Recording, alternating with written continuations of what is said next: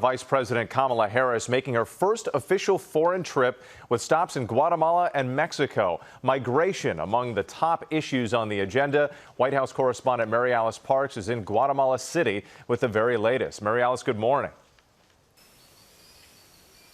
Good morning, Whit. Yeah, the vice president lands here in just a few hours, and then tomorrow she'll meet with the Guatemalan president here at the National Palace.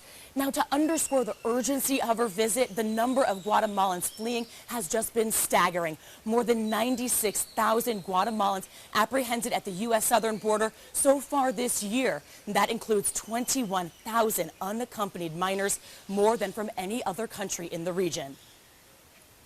Vice President Kamala Harris set to arrive in part of the world President Biden knows well, making her first foreign trip with a two-day swing to Guatemala and Mexico. Her mission, one that has stumped many American leaders before: how to slow surging migration from the region, now at levels not seen in decades.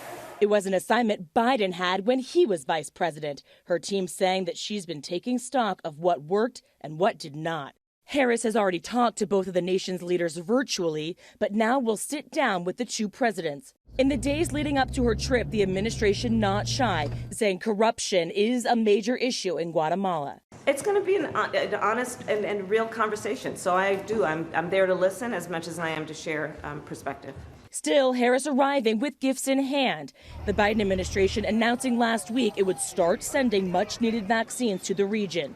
And in April, the U.S. committing $310 million in immediate aid. The White House proposing nearly $4 billion over the next 4 years, too. A stark contrast from the Trump administration that halted nearly all aid to the area. On the ground, the need is visible. Back-to-back hurricanes last fall devastating communities, drought hitting farmlands and food supplies.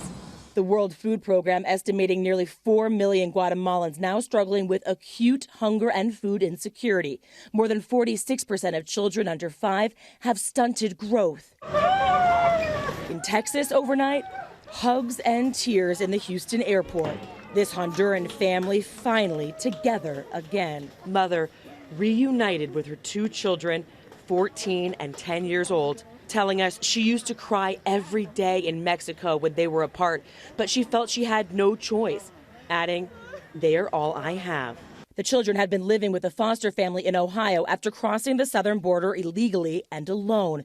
Their mother staying behind, waiting on her pending asylum case. The foster mom in Ohio reflecting on that unimaginable decision.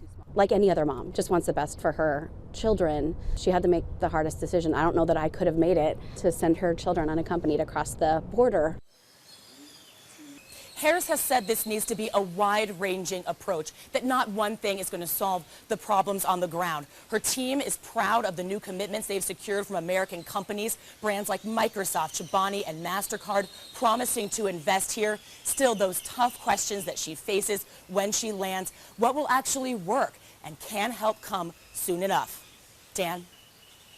And that trip begins today. Mary Alice, thank you so much. Let's bring in ABC News political director Avery Harper. Good morning to you. Good morning. Given the complexity of this issue, has the vice president essentially been given an impossible job? Well, it's certainly an unenviable task. Both Democrats and Republicans have had difficulties addressing the situation at the southern border, but the White House would argue that this is not a border assignment at all. This is really about stemming the root causes of migration in Central America. So we know that the vice president's diplomatic efforts are going to focus on 3 areas. It's going to be about economic development, about climate change and food security, and lastly, there's going to be a focus on women and young people. But it's important to note that these might not have an immediate impact on the numbers of migrants we're seeing present themselves at the southern border. These are really long-term ideas. So when you go at the root causes, it's not a quick fix. Let me loop back to former President Trump. We saw him giving a speech overnight, and we're now hearing that he's got more rallies coming.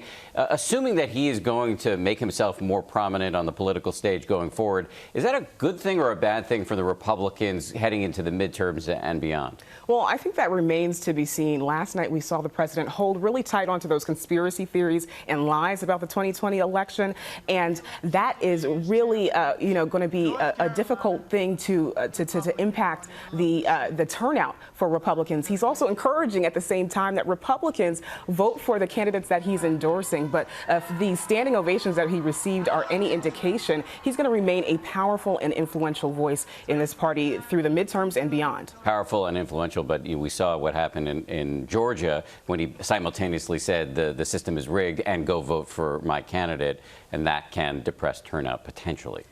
Potentially. But we don't know what's going to happen.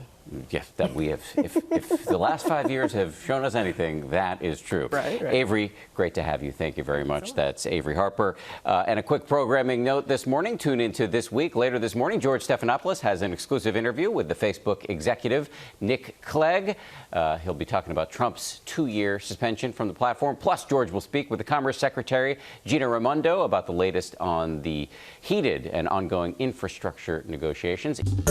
Well, hey there, GMA fans. Robin Roberts here. Thanks for checking out our YouTube channel. Lots of great stuff here. So go on, click the subscribe button right over here to get more of awesome videos and content from GMA every day, anytime. We thank you for watching, and we'll see you in the morning on GMA.